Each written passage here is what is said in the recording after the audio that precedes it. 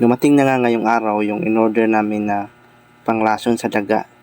Kasi naman napakaraming daga dito guys sa amin. Pinasok na nga kami dito ng ahas dati. Buti na lang hindi yun cobra.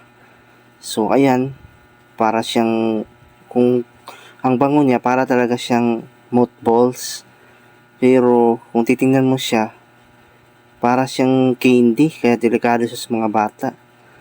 Ayan, sinubukan ko naman din ito sa mga daanan ng daga, hiniharang ko. Effective nga, wala nang dumadaan na daga, lumipat sila sa kabilang daanan. Kaso nga 10 lang ito eh, kada pakitin niya 10 piraso ang laman. So lumipat sa kabilang daanan yung mga daga, kaya kailangan namin bumili ulit. So kayo guys, kung maraming daga dyan sa inyo, bumili kayo nito, napaka effective.